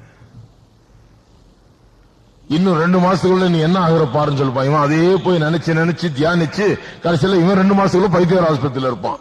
கேட்டா என்ன சொல்ல? அவன் சொன்னா, சார் 2 மாசத்துக்குள்ள உனக்கு என்ன பண்றேன் பாருன்னா, அதனாலதான் அப்படி ஆயிடுச்சு. வார்த்தைகள் கருக்கான பட்டயத்தை போல இருக்கிறது. ஈட்டிகளைப் போல, அம்புகளைப் போல இருக்கிறது. அது பாய்கிறது, மற்றவர்களை காயப்படுத்துகிறது, அது சேதப்படுத்தக்கூடிய ஒன்று. சங்கீதக்காரன் சொல்லுவான், இது நடுவில் நான் வாழ்ந்துகிட்டு இருக்கிறேன். சிங்கம் சுத்தி வந்துகிட்டே இருக்குது. அம்புகளும் ஈட்டிகளும் பாய்க்கிறவருடைய நாவுகளும் என்னை குற்றம் பேசிக் கொண்டிருக்கிறது என்று சங்கீதக்காரன் சொல்லுகிறார். ஆனா மோசே சொல்லுகிறார், நாம் 1000 பேரை, ஒருவர் 1000 பேரை துரத்தக்கூடியவர்கள், 2 பேர் 10,000 பேரை ஓட்டக்கூடியவர்கள். அதை விசுவாசிங்க. பக்கத்தில் 1000 பேரும் வலது பக்கத்தில் 10,000 பேரும் விழுவார்கள். அப்படி எழும்பி வருகிறவர்கள் விழுவார்கள் என்று வேதவசனம் சொல்லுகிறது. நாம் இதை குறித்து பேசும்போது ஒன்றிலே ஜாக்கிரதையா இருக்க வேணும். சில நேரத்தில் நாம் பார்க்கிறோம், விசுவாசிகள் அவர்களுக்கு எதிராக யாராவது இருந்தா இவங்க உடனே ரொம்ப விசுவாசத்தோட அந்த ஆள் அழிஞ்சு போகணும்னு ரொம்ப கன்ஃபெஷனும், ரொம்ப அறிக்கையும், ரொம்ப வேகமான விசுவாசமும் இங்க போயிட்டு இருக்கும். என்ன ஆகுது பார், என்ன இப்படி பேசினா அவனுக்கு என்ன ஆகுது பார், அவன் தலையில அக்னி விழும், அவன் தலையில இப்படி விழும், அவன் இப்படி ஆவான், அப்படி ஆவான், கத்தர் என்ன பண்றாரு பார், அவனை அழிச்சு போடுறாரு பார், அவனை இப்படி ஆக்குறாரு பார், அப்படி ஆக்குறாரு பார், நான் அதை நம்புற விசுவாசிக்கிறேன், நான் அப்படி ஆகும் அப்படின்னு சொல்லி நிறைய பேர் நிக்கிறாங்க. ஒன்று சொல்லிக் கொள்கிறேன், நம்முடைய விரோதி ஆட்கள் அல்ல. எந்த ஆளுமே நமக்கு விரோதிகள் அல்ல. யார் நமக்கு விரோதி? சாத்தான் ஒருத்தன் தான். யாரோ ஒருத்தர் நம்மளை பற்றி பேசுறான்னா அவன் நமக்கு விரோதியே கிடையாது. அவன் பாவம் சத்துருவனுடைய ஒரு கருவியாய் மாறிவிட்டான், அவ்வளவுதான். சாத்தான் அவன் நாக்க உபயோகப்படுத்துறான். யார் நாக்காவது அவனுக்கு தேவை. சாத்தான் வந்து பேச போறதில்லை. சாத்தானுக்கு யாருடைய நாக்காவது தேவை. எப்படி ஏதேன் தோட்டத்தில் ஒரு பாம்பாக அவன் வந்தானா, அது போல இன்றைக்கு என்ன பண்ணுகிறான்? ஒரு மனுஷன் மூலமாக தான் அவர் வருகிறான். மனுஷர்கள் மூலமாக, ஆண்கள் மூலமாக, பெண்கள் மூலமாக இப்படித்தான் அவன் வேலை செய்கிறான். சாத்தான் அவர்களை கருவியா எடுத்து உபயோகப்படுத்துகிறான். ஆகையால் அந்த ஆளை விரோதிச்சு பிரயோஜனம் இல்லை, அந்த ஆளை சபிச்சு பிரயோஜனம் இல்லை, அந்த ஆளுக்கு எதிராக நாம் போயும் பிரயோஜனம் கிடையாது. ஏனென்றால் விசுவாசம் அன்பிலே தான் கிரியை செய்கிறது. அந்த ஆள் நாசமா போகணும் நம்ம அதுக்கு விசுவாசிச்சு அதுக்கு அறிக்கை செய்தா அது கண்டிப்பா நடக்க போறது கிடையாது. எனக்கு ஞாபகம் இருக்குது, அந்த காலத்தில் நான் சிறு பையனா இருக்கும் போது ஒரு ஊழியக்காரனோட எங்கேயோ சென்றிருந்தேன். 2 ஊழியக்காரர்களுக்கு சண்டை வந்துருச்சு. 6:30 மணிக்கு கூட்டம் ஆரம்பிக்க போது நான் பாட்டு பாடுறதுக்கு தயார். நான் சின்ன பையன். இந்த 2 ஊழியக்காரனுக்கு பயங்கர சண்டை. அந்த சண்டை இழுத்தவர் வேண்டாம தான் சண்டை இழுத்தார். எனக்கே கொஞ்சம் ஒரு மாதிரி தான் இருந்துச்சு. ஏன்னா அவர் இப்படி பேசினாரு. இவர் பண்ற அட்வர்டைஸ்மெண்ட் அவர் கிரிட்டிசைஸ் பண்றார். இந்த ஆளுக்கு என்ன பைபிளை வச்சுட்டு இப்படி ஒரு போட்டோ எடுத்து இப்படி அட்வர்டைஸ்மெண்ட் தேவையா? தற்புகழ்ச்சி நிறைஞ்ச ஆளு இப்படி பண்ணிட்டார் அப்படி பண்ணிட்டார் என்னத்தையும் பேசுறாரு அவரு. ஒரு முதிர்ச்சி இல்லாம யாரோ என்னமோ பண்ணிட்டு போறாங்க. இவருக்கு என்ன வந்தது? பேசாம வந்துட்டு போக வேண்டியதானே. இதை பேசினாரு. ஒருத்தன் வந்து இந்த ஊழியக்கார்ட்ட சொல்லிட்டான். யார பேசினாரோ அவர்கிட்ட வந்து ஒரு வாலிப பையன் சொல்லிட்டான், ஐயா நான் போய் நோட்டீஸ் கொடுக்க போனேன், அந்த ஊழியக்காரர் இப்படி சொன்னாரு, உங்களை பற்றி இப்படி போட்டோ எடுத்தாரு, இப்படி பண்ணாரு, இவர் தற்புகழ்ச்சிக்காரு, இப்படி விளம்பரம் பண்றாரு, இப்படி பண்றாரு, உங்களை பற்றி ரொம்ப தான் பேசினார். யான் சாயந்தரம் அந்த ஊழியக்காரர் அவளும் பேசிட்டு சாயந்தரம் கூட்டத்துக்கு வர்றாரு. அவர் கீழே ரூம்ல உட்காந்துருக்கோம். மேல பள்ளிக்கூடத்துல கூட்டம் நடக்க போகுது. கீழே ரூம்ல உட்காந்துருக்கோம். நான் அக்காடின் எல்லாம் எடுத்து அப்புறம் 16 வயசு இருக்கும். அக்காடின் எல்லாம் எடுத்து ரெடி பண்ணிட்டு பாட்டு பாடலாம் ரெடி பண்ணிட்டு இருக்கிற. மேல கூட்டம் கூடிடுச்சு. இவர் வந்த உடனே இந்த ஊழியக்காரருக்கு பொத்திட்டு வந்தது. கேட்க ஆரம்பிச்சார், என்ன அப்படி பேசினியாம அப்படின்னாரு. 2 பேருக்கு பெரிய தகராறு. இந்த ஊழியக்காரருக்கு ரொம்ப கோபம் வந்து, இவர் நல்ல ஒரு தேவனுடைய மனுஷன், பெரிய கத்தரால் உபயோகப்படுத்தப்படுகிற மனுஷன், கோபம் பொத்திட்டு வந்துருச்சு. என்ன சொல்லிட்டாரு? உன்னை இயேசு நாமத்துல சபிக்கிறேன் பாருன்னாரு. அவர் பயந்து போய் நோட்டீஸை பற்றி குறை சொன்னால் பயந்து போய் அப்புறம் ஏன் பேசணும் இல்லையா? இவர் போட்ட சாபத்துக்கு அவர் பயந்து நடுங்கி மற்ற ஊழியக்காரங்க வந்து, ஐயா ஏன் சாபம் போடுறீங்க, விடுங்கய்யா, பரவாயில்லையான்னு சொல்லி கடைசியில் எல்லாம் சண்டை ஒழுங்கா தீர்ந்தது. பிறகு 6:30 மணிக்கு எல்லாம் மேடைக்கு வந்து உட்கார்ந்தாங்க. எல்லாம் மீட்டிங்கும் நடந்தது. மனுஷர் தான். எவ்வளவு பெரிய ஊழியக்காரங்களா இருந்தாலும் மனுஷர் தான். ஆனா என்ன, சாத்தான் வந்து அங்க நுழைஞ்சு அந்த ஆளை உபயோகப்படுத்துறான். ஒரு ஊழியக்காரனை நாம உபயோகப்படுத்தி இந்த ஆளுடைய அந்த கூட்டம் அன்னைக்கு சாயந்தரம் சரியா போகாம ஏதோ சண்டையாகி தகராறாகி அவர் கெட்ட மூட்ல மேல வந்து கோபத்தோட உட்கார்ந்து விரோதியோட பக்கத்திலேயே மேடையில உட்கார்ந்து பிரசங்கம் பண்ண வேண்டியதா போச்சு. கூட்டமே ஒரு மாதிரி அதனுடைய எஃபெக்டிவ்னஸே கொஞ்சம் குறைஞ்சு போயிடும். ஏன்னா இந்த ஆளு கூட சண்டை போட்டுட்டு இப்பதான் வந்திருக்கிறோம், இந்த ஆளு சபிச்சுட்டு வந்திருக்கிறோம், இப்ப அந்த நாளையே பிரசங்கமும் வேற பண்ணணும்.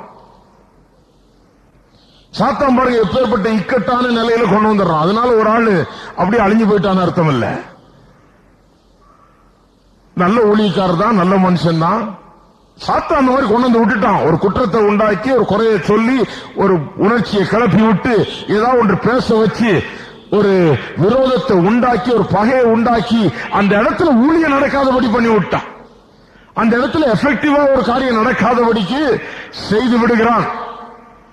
சாத்தானுடைய கருவியை மற்றவர்கள் மாறுகிறார்கள். நாம வந்து அதற்கு இடம் கொடுத்த அந்த ஆள்கிட்ட போய் நாம சண்டை போட்டுட்டு இருக்கும் போது நாம என்ன ஆயிடுறோம்? சாத்தானுடைய கருவியா மாறிடுறோம். நாம என்ன பண்ணோம்? அவன் சாத்தானுடைய கருவியா இருந்துட்டு போறான்னு விட்டுற வேண்டியதுதான். நல்லா பேசிக்கப்பா, பேசுன்னு பேசிக்கிட்டே போ, என்னமோ பண்ணிக்கோ. சாத்தானுடைய கருவி, அவ்வளவுதான். சாத்தானுடைய கருவிகளா இருக்கும் போது அவர்கள் சாத்தானுடைய கருவியா மாறினதுனால அவர்கள் அழிவுக்குள்ளாகிறார்கள். நாம ஒன்னும் அவர்கள் மேல பெரிய சாபத்தை வரவழைக்கிறது இல்ல. நாம என்னமோ அவர்கள் அழிந்து போகணும்னு விசுவாசி ஜெபம் பண்ணி எப்படியாவது ஆண்டவரை என்னை பற்றி இப்படி சொல்லிட்டானே இவன் அழிச்சே போடுன்னு சொல்றது கிடையாது. அதனால அவர்கள் மடிகிறது இல்லை. இந்த 1000 10,000 பேர் நாம ஏதோ நம்ம பற்றி சொல்லிட்டாங்க, நாம பெரிய ஊழியக்காரர், நாம பெரிய தேவனுடைய மனுஷன், அதனால இவங்க அழிந்து போகணும் கிடையாது. அப்படி கிடையாது. அவர்கள் ஏன் அழிந்து போகிறார்கள்? அவர்கள் பிசாசனுடைய கருவியாய் மாறுகிறதுனால அவர்களுக்கு அழிவு ஏற்படுகிறது. எப்படி அழிந்து போகிறார்கள்? அவர்கள் பிசாசுடைய கருவியாய் மாறுகிறார்கள். பிசாசை தேவன் எதிர்த்து நிற்கிறார். எதிர்த்து நிற்கும் போது, பிசாசு அழியும் போது, பிசாசு தோற்கும் போது, பிசாசு ஓடும் போது, பிசாசு விழும்போது இவர்களும் விழுகிறார்கள், இவர்களும் ஓடுகிறார்கள், இவர்களும் நாசமாகிறார்கள். பிசாசு தோற்கடிக்கப்படும் போது இவர்களுக்கு ஒரு பெரிய தோல்வி உண்டாகிறது. அப்படிதான் தோற்கிறார்கள். ஜனங்களை நாம் துரத்துகிறது இல்ல, ஜனங்களை ஓட்டுறது இல்ல, அல்ல ஜனங்களை நாம் விழ பண்ணுகிறது இல்லை. பழைய ஏற்பாட்டில் பாருங்க, பல உதாரணங்களை நீங்கள் பார்ப்பீர்கள். ஆண்டவர் இஸ்ரவேல் மக்களை தெரிந்தெடுத்தார். அவர்களை குறித்த ஒரு பெரிய திட்டத்தை வைத்திருந்தார். இந்த இஸ்ரவேல் மக்களுக்கு எதிராக விரோதமாக யார் எழும்பினாலும் அவர்களுக்கு என்ன ஆச்சு? நாசமா போக வேண்டியதுதான். இஸ்ரவேல் மக்களோட யார் கூடினாலும் அவர்களுக்கு என்ன ஆச்சு? ஆசீர்வாதம் உண்டாகிறது. இது ஒரு பிரின்சிபல், இது ஒரு நியதி. இதை பழைய ஏற்பாட்டிலே நீங்கள் தொடர்ந்து பார்க்கலாம். இஸ்ரவேல் மக்கள் ஆண்டவர் தெரிந்து கொண்டிருக்கிறார். அவர்களை எங்கேயோ கொண்டு போக போறார், கானான் தேசத்துக்கு. அவர்களை கொண்டு ஒரு ஜாதி எழுப்ப போகிறார். அந்த ஜாதியின் மூலமாக மேசியா வரப்போகிறார். இப்படி பெரிய திட்டத்தை ஆண்டவர் வச்சிருக்கிறார். இதுக்கு குறுக்க எவனாது நின்னா, இந்த ஜனங்களை அழிக்க எவனாது நின்னா, இந்த திட்டத்துக்கும் ஆண்டவருடைய தீர்மானத்துக்கும் திட்டங்களுக்கும் விரோதமாக எந்த ஜாதியோ தேசமோ ராஜாவோ பட்டயமோ நாவோ எழும்பினால் அதை தேவன் அழித்து போடுகிறார். ஏன்? இது தேவனுடைய திட்டம், தேவனுடைய அழைப்பு. நமக்கு எதிராக ஒருவர் நிற்கும் போது ஏன் அவர்களுக்கு அழிவு உண்டாகிறது என்றால், நம்மை தேவன் தெரிந்து கொள்கிறார், நம்மை நிறுத்துகிறார், நம் மூலமாக ஒன்றை செய்ய வேண்டும் என்று தேவன் விரும்புகிறார். அதற்காக தெரிந்து கொண்டிருக்கிறார். அப்படி தெரிந்து கொள்ளும் போது, நம்மை ஒருவன் எதிர்க்கும் போது என்ன ஆகிறது? தேவனுடைய திட்டத்தையும் தீர்மானத்தையும் தேவனுடைய பெரிய நோக்கத்தையும் அவன் எதிர்க்கிறான். என்ன ஒருவன் எதிர்க்கிறது கிடையாது. எதை எதிர்க்கிறான்? என்ன எதிர்க்கிறது மூலமாக தேவனுடைய திட்டத்தையும் நோக்கத்தையும் அவர் எழுப்புகிற ஊழியத்தையும் அவர் செய்கிற காரியத்தையுமே எதிர்க்கிறான். தேவனுக்கு அவன் விரோதியாக மாறுகிறான். ஆகையால் தான் அவனுக்கு நாசமும் விளைவுகளும், கடுமையான விளைவுகளும் ஏற்படுகிறது. ஆகையால் தான் ஜனங்கள் அழிந்து போகிறார். ஆகையால் தான் ஜனங்களுக்கு அப்படிப்பட்ட காரியங்கள் நடக்கிறது. ஏன்? தேவனுடைய திட்டத்துக்கு விரோதமாக அவர்கள் எழும்புகிறார்கள். பாருங்க, பழைய ஏற்பாட்டிலே உதாரணங்கள் நிறைய இருக்குது. ராகாப் எரிகோ பட்டணத்தில் வாழ்ந்து வந்தால் அவள் ஒரு வேசி, ஒரு மோசமான நிலையில வாழ்ந்து கொண்ட, பாவத்திலே வாழ்ந்து கொண்டு வந்த ஒரு பெண். ஆனால் இஸ்ரவேல் மக்கள் வருகிறார்கள் என்று தெரிந்தவுடன் அவர்களுக்கு கர்த்தர் செய்த பெரிய காரியங்கள் எல்லாம் அறிந்து கேள்விப்பட்டு என்ன பண்ணாள்? இந்த தேவனை தன்னுடைய தேவனாய் ஆக்கிக் கொள்ளும்படியாக தெரிந்து கொண்டாள். என்னாச்சு? அவளும் அவளுடைய குடும்பமும் ரட்சிக்கப்பட்டது. அந்த அழிவிலிருந்து எரிகோ பட்டணம் முழுவதும் அழிக்கப்பட்டது. அதில் உள்ள மக்கள் அழிக்கப்பட்டார்கள். ஆனால் இந்த வேசியும் அவளுடைய குடும்பமும் காக்கப்பட்டது. நான் நினைக்கிறேன், இந்த வேசி நம்பி இருப்பாள்னா அவளோடு கூட சேர்ந்து இன்னும் கொஞ்சம் பேர் கூட நம்பி இருப்பார்கள் என்று நம்புகிறேன். ஏன் நம்பி இருக்க கூடாது? அதுல ஒரு பெண்ணுக்கு அவள் அறிவு இருக்குது. இஸ்ரவேல் மக்களுக்காக ஒரு தேவன் இருக்கிறார், அவள் பெரியவர், அவர் நல்லவர், அவர் உண்மையான தேவன் என்று அறிந்து இவர்களை உபசரித்து அவர்களுக்கு உதவி பண்ணி இஸ்ரவேல் மக்களுக்கு இவர்கள் பக்கமா இவள் வந்து நிற்பாளானால் இன்னும் எத்தனையோ பேருக்கு தெரிந்திருக்கும். அவர்களும் அந்த தேவனை தெரிந்து கொண்டிருக்கலாம். அவர்கள் முழுவதும் காக்கப்பட்டிருப்பார்கள் என்றுதான் நான் நம்புகிறேன். வேதத்தில் சொல்லப்பட்டிராவிட்டாலும் நல்லா யோசித்து பாருங்க. எரிகோ பட்டணத்தில் எல்லா மக்களையும் அழிக்க சொல்றார் ஆண்டவர், எல்லாம் தீர்த்து கட்டுன்றார். ஏன்? அவனுக்கு விரோதமா ஆண்டவர் வரல. அந்த ஜனங்களை அழிக்க வேண்டும் என்பது ஆண்டவர் சித்தம் கிடையாது. எல்லாரையும் தீர்த்து, அவன் எரிகோ பட்டணத்தில் வாழ்கிறவனா இருந்ததுனால அல்லது புறஜாதியானா இருந்ததுனால அழின்னு சொன்னார் ஆண்டவர் கிடையாது. இவர்கள் உங்களுக்கு எதிராக நிற்பார்கள், உங்களுக்கு முள்ளுகளை போல இருப்பார்கள், என்னைக்கு தொந்தரவு கொடுக்கிறவன் இவன் வந்து உங்களை எதிர்க்கிற ஜாதி, ஆகையால் அழித்து போடுங்கள் சொன்னார். தேவன் அந்த மக்களை அழிக்கணும்னு விரும்பல. இந்த மக்கள் தேவனுடைய திட்டத்துக்கும் தீர்மானத்திற்கும் எதிராக நின்று தேவனுடைய மக்களை அழிக்கக்கூடியவர்கள் இவர்கள்.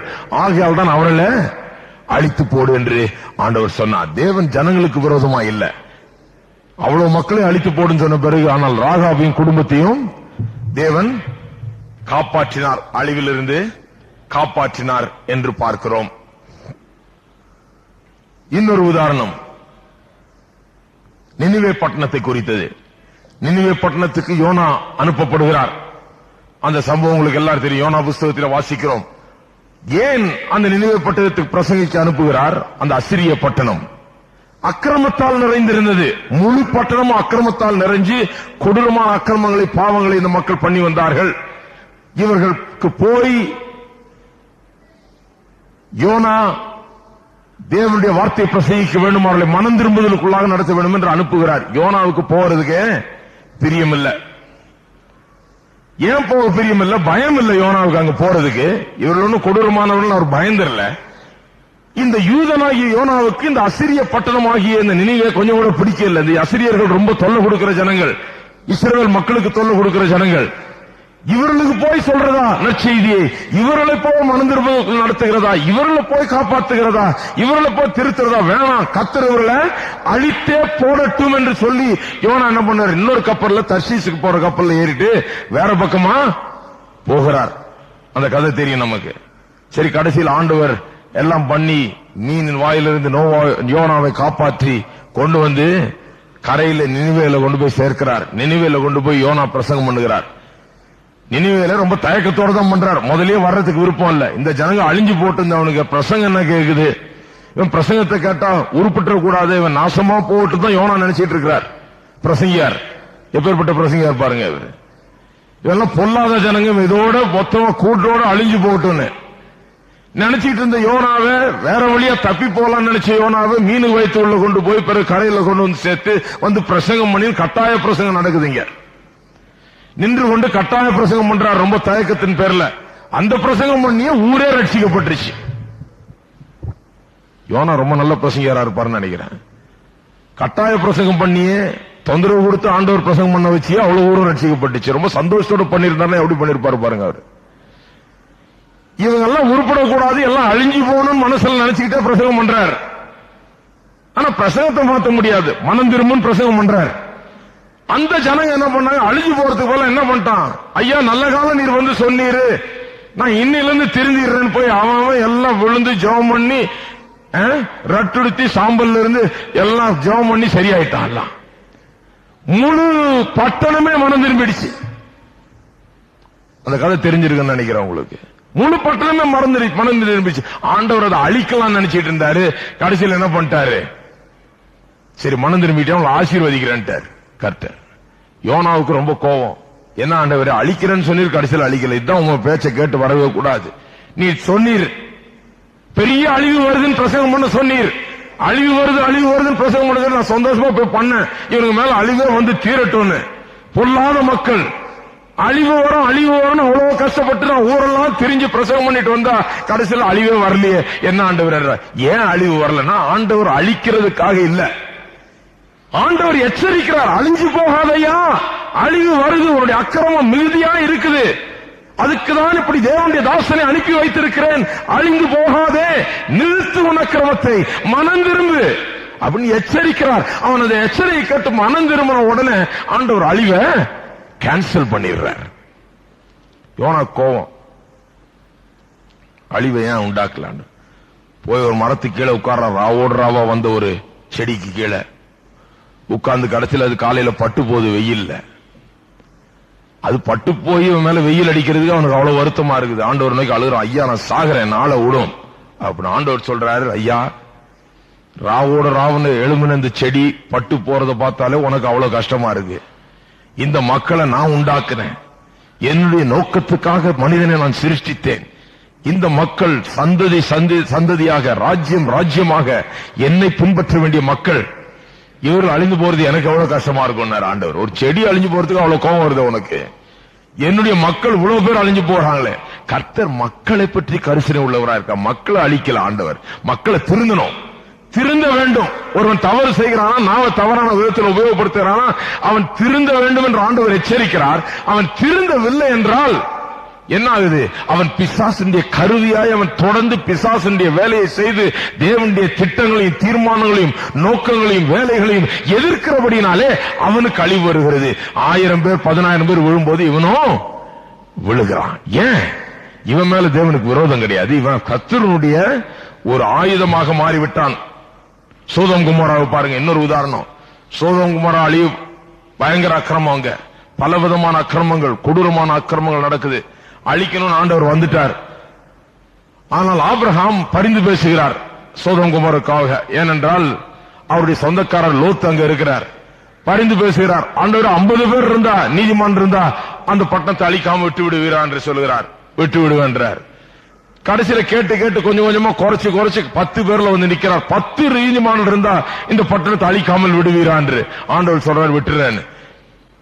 ஆபிரகாம் ஒரு தப்பு பண்ணிட்டார். 10 பேர் இருக்கிறாங்கன்னு நினைச்சுக்கிட்டாருங்க.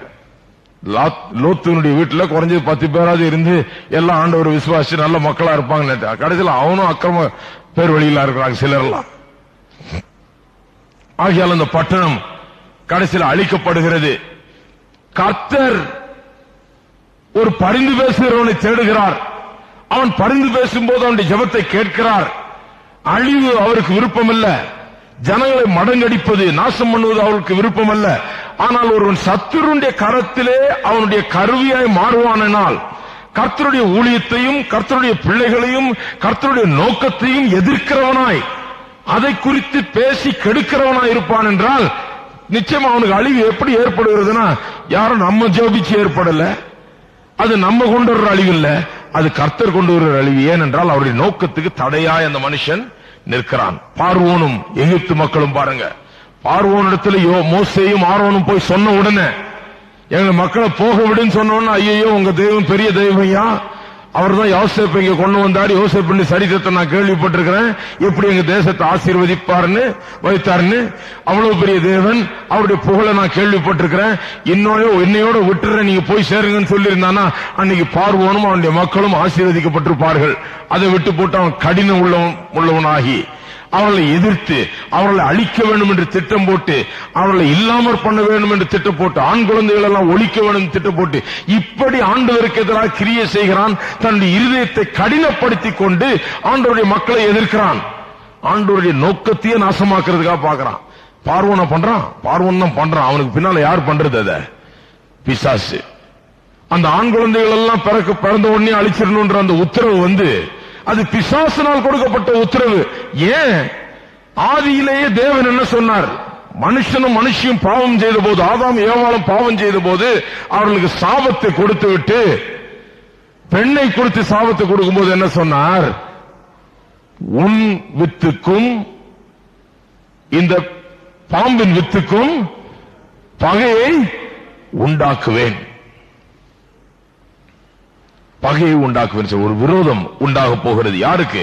இந்த பெண்ணின் மூலமாய் பிறக்க போகிற ஒருவருக்கும் இந்த சத்ருவுக்கும் விரோதம் உண்டாக போகிறது. அப்பவே சத்ரு ரொம்ப உஷாராயிட்டான். ஐயோ, இந்த பெண் பெத்தெடுக்க போகிற ஒரு பிள்ளை நமக்கு ஒரு பெரிய விரோதியா வந்து நம்ம தலையை நசுக்க போற பிள்ளையா இருக்க போறாருன்னு அவன் ஏற்கனவே நினைத்து விட்டான். ஆகையால் தான் சந்ததி சந்தையாக பிள்ளை பெறாதபடிக்கு, அதுவும் ஆண் குழந்தை பிறந்தா அதை தடுக்கணும்ன்ற ஒரு பெரிய ஒரு நோக்கத்தோட அவன் கிரியை செய்கிறான். ஏனென்றால் ஏதோ ஒரு பிள்ளை வந்து நம்ம நசுக்க போகுது, நம்முடைய தலையை நசுக்க போகுது, நம்ம தோற்கடிக்க கூடியதாக ஒரு மேசியா வரப்போகிறார் என்பதை அங்க ஆதியாகமம் 3ஆம் அதிகாரம் 15ஆம் வசனத்திலேயே பிசாசுக்கு ஏற்கனவே கேள்விப்பட்டு பயந்து போயிருக்கிறான். அந்த பிசாசு தான் பார்வோனுக்குள்ள வேலை செய்து எல்லா குழந்தையும் அழிச்சு போடு, இந்த சந்ததியை அழிச்சு போடு, இந்த தேசத்தையே நாசமாக்கு என்று சொல்லி கிரியை செய்து கொண்டிருக்கிறான். தேவன் பார்த்தார், கொண்டு வந்து அவ்வளவு பெரிய சமுத்திரத்துள்ள தள்ளினார். 1000-10,000 பேர் போய் அதுல விழுந்து சாகிறார்கள். ஏன்? கர்த்தர் அவர்களை பகைக்கல, கர்த்தர் அவர்களை நேசிக்காமல் இல்ல. அவர்கள் கர்த்தருடைய திட்டத்துக்கும் கர்த்தருடைய தீர்மானத்துக்கும் கர்த்தருடைய பிள்ளைகளுக்கும் எதிராக நின்று கர்த்தர் செய்ய நினைக்கிறதை எதிர்க்கிறபடியினால் கர்த்தர் என்ன பண்ணுகிறார்? அவர்களை எதிர்க்கிறார். இதே போலதான் கடைசியில ஒரு நியாய தீர்ப்பு ஒன்று வருகிறது. அந்த நியாய தீர்ப்பிலையும் அநேகர் வெளிப்படுத்தல் 20ஆம் அதிகாரத்தில் கடைசி 10 வசனங்களிலே இது சொல்லப்பட்டிருக்கிறது. என்ன சொல்லப்பட்டிருக்கிறது? அந்த நியாய தீர்ப்பில் அநேகர் தங்களுடைய பெயர்கள் ஜீவ புஸ்தகத்திலே எழுதப்படாதவர்களாய் இருப்பவர்கள் அக்கினி கடலிலே தள்ளப்படுவார்கள் என்று சொல்லி இருக்கிறது. எங்க தள்ளப்படுவார்களா? அக்கினி கடலிலே தள்ளப்படுவார்கள். இந்த அக்கினி கடல் நரகம் ஒன்று இருக்குமான்றது பலருக்கு சந்தேகமா இருக்குது. ஒரு நல்ல தேவன், அன்பான தேவன் எப்படி ஜனங்கள் அவ்வளவு பேரை கொண்டு போய் அக்கினி கடல்ல தள்ள போகிறார் என்று அநேகர் நினைக்கிறார்கள். ஆனால் ஒன்று, ஆண்டவர் தள்ள விரும்பவில்லை. ஜனங்களை எங்க தள்ள விரும்பல? அக்கினி கடல்ல தள்ள விரும்பவில்லை. அது தெரியுமா உங்களுக்கு? அக்கினி கடல், அந்த நரகம் மக்களுக்காக உண்டாக்கப்பட்டது அல்ல. திருப்புங்கள் மத்தேயு 25ஆம் அதிகாரம். அது மக்களுக்காக உண்டாக்கப்பட்டது அல்ல. நரகம் மக்களுக்காக உண்டாக்கப்பட்டது அல்ல. எல்லாரும் சொல்லுங்க. நரகம், அக்கினி கடல் மக்களை போடுவதற்கென்று உண்டாக்கப்பட்டது அல்ல. நல்ல கவனிங்க. 25:41 நான் பிரசங்கத்து துவக்கத்தில் ஒன்று சொன்னேன். இடது பக்கத்தில் வலது பக்கத்தில் செம்மறி ஆடுகளையும் வெள்ளாட்டுகளையும் நிறுத்தி வைக்கிறான். அது இந்த வசனம் தான். 25:41 முதல்ல தவறா சொல்லிட்டேன். இப்போ இந்த வசனம் தான் 41வது வசனம். அப்பொழுது இடது பக்கத்தில் நிற்பவர்களை பார்த்து, சபிக்கப்பட்டவர்களே, அந்த நியாய தீர்ப்பில் அப்படி நடக்க போகுது. இடது பக்கத்தில் நிற்கிறவர்கள் அவர்களை பார்த்து, சபிக்கப்பட்டவர்களை, என்னை விட்டு பிசாசுக்காகவும் அவன் தூதர்களுக்காகவும் ஆயத்தம் பண்ணப்பட்டிருக்கிற நித்திய அக்கினியிலே போங்கள். நித்திய அக்கினி யாருக்கு உண்டாயிருக்கு? உண்டாக்கப்பட்டிருக்கு. நித்திய அக்கினி நரகம் யாருக்கு உண்டாக்கப்பட்டது? பிசாசுக்காகவும் அவனுடைய தூதர்களுக்காகவும் உண்டாக்கப்பட்டது. ஒரு ஆளாவது நரகத்துக்கு போய் அந்த அக்கினி கடல்ல போக வேண்டும் என்பது தேவனுடைய விருப்பமே கிடையாது.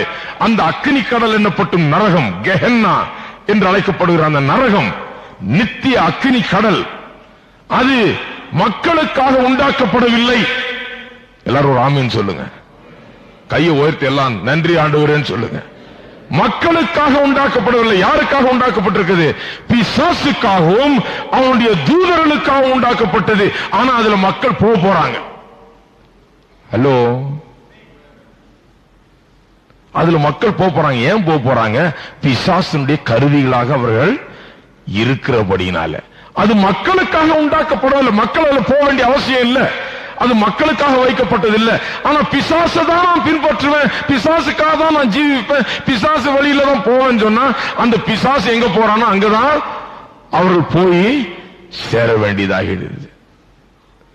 ஆண்டவர் மக்களை நரகத்தில் தள்ளணும்னு பார்க்கல. ஆனால் மக்களுக்கு ஒரு சாய்ஸ், தீர்மானம் செய்யக்கூடிய ஒரு சக்தி ஆண்டவர் கொடுத்திருக்கிறார். அதை எப்போதும் அவர் மீறுறது கிடையாது. நரகத்துக்கு போகிறேன்னு ஒருத்தன் தீர்மானம் பண்ணிட்டா அவன் நரகத்துக்கு தான் போகணும். பரலோகத்துக்கு போகிறேன்னு ஒருத்தர் தீர்மானம் பண்ணா பரலோகத்துக்கு போக முடியும். ஒருவராவது கெட்டு போகக்கூடாது என்பதுதான் ஆண்டவருடைய நோக்கம்.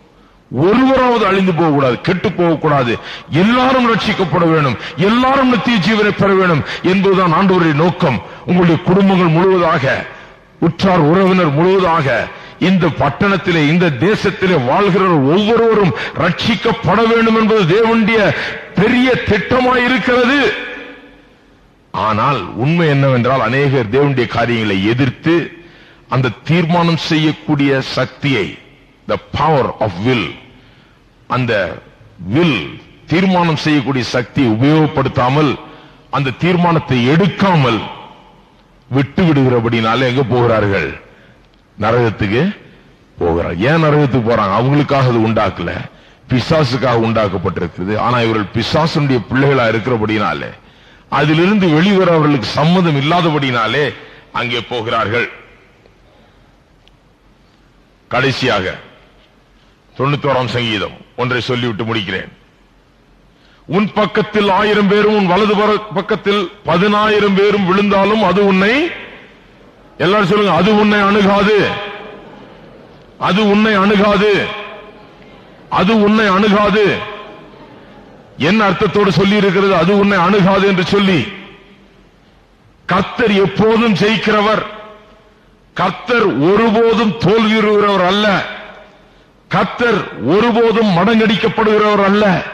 கர்த்தர் ஒருபோதும் அழிகிறவர் அல்ல. கர்த்தர் எல்லா எதிர்ப்புகள் மத்தியிலே நின்று ஜெயம் எடுக்கிறவர், ஜெயம் அளிக்கிறவராய் அவர் இருக்கிறார்.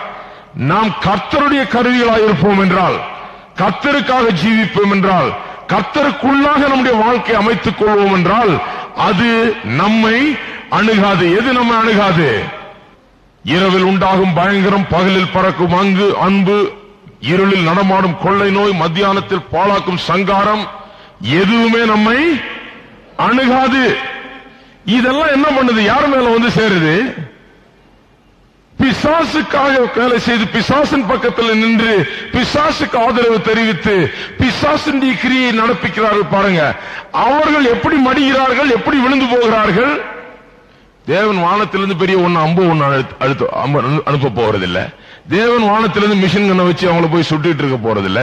எப்படி அவர்கள் அழிந்து போகிறார்கள்? பல விதமா அழிஞ்சு போயிடுறார்கள். அவர்கள் எப்படி?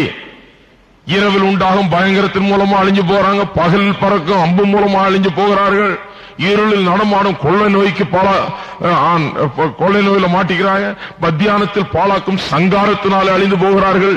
இப்படி பல விதமான காரியங்கள் உலகத்தில் நடக்கிறது. பல விதமான அழிவுகள் வருகிறது. யுத்தத்தில் வர்ற அழிவு, வியாதியில வர்ற அழிவு, இப்படி வர்ற அழிவு, அப்படி எல்லா விதமான அழிவிலேயும் அவர்கள் சிக்கிக்கொண்டு அப்படியே போய்விடுகிறார்கள். ஆனால் அவருக்குள்ளாக நாம் வாழ்வோம் என்றால் அது உன்னை அணுகாது. அது உன்னை அணுகாது. எவ்வளவு பெரிய வாக்குத்தத்தம் பாருங்க. ஏன் அது நம்மை அணுகாது? அவர் பிசாசு போல ஓடுகிறவர் அல்ல, அவர் தோற்கிறவர் அல்ல, அவர் நிற்கிறவர், அவர் ஜெயிக்கிறவர், முன் செல்லுகிறவர், ஜெயம் எடுக்கிறவர். பிசாசு கூட சேர்ந்து அவன் ஓடும்போது நம்ம ஓடுறோம், அவன் நாசமாக்கப்படும் போது நாமும் நாசமாக்கப்படுகிறோம், அவன் தோற்கும் போது நாமும் தோற்கிறோம், அவன் அழியும் போது நாமும் அழிந்து போகிறோம். ஆனால் தேவனோடு நிற்கும் போது, அவர் ஜெயிக்கும் போது நாம் ஜெயிக்கிறோம், அவர் நிற்கும் போது நாம் நிற்கிறோம். அவர் ஜெயம் எடுக்கும் போது நமக்கும் அதிலே ஜெயம் இருக்கிறது. அவருடைய பக்கத்தில் 1000 பேரும் வலது பக்கத்தில் 10000 பேரும் விழும்போது நம்முடைய பக்கத்தில் 1000 பேரும் வலது பக்கத்திலே 10000 பேரும் விழுகிறார்கள். எல்லாரும் ராமன் சொல்லுங்க. ஏன்? நாம் தேவனுடைய பக்கத்திலே நிற்கிற காரணத்தினால். இன்றைக்கு இந்த 7ஆம் வசனம் எல்லாருக்கும் கிரியை செய்கிறதில்லை. இப்படி தேவனை பின்பற்றும்படியாக தெரிந்து கொண்டவர்களுக்கு மட்டும்தான் அது கிரியை செய்கிறது. தெரிந்து கொண்டு அவருக்குள்ளாக வாழ்க்கை அமைத்துக் கொண்டவர்களுக்கு மட்டும்தான் அது கிரியை செய்கிறது. ஒருவர் 1000 பேரையும், இருவர் 10000 பேரையும் ஓடிப்போக பண்ணுவார்கள், ஓட்டுவார்கள். 1000 பேர் 10000 பேர் எதிர்த்து வந்து, நம்மை எதிர்த்து வந்து அவர்கள் விழுவார்கள். அப்படிப்பட்ட வாழ்க்கையை வாழ்ந்து அவர்கள் அழிந்து போவார்கள். ஆனால் நாமோ அது நம்மை அணுகாது என்கிற விசுவாசத்திலே நாம் நிற்போம். எல்லாரும் எழுந்து நிற்போம்.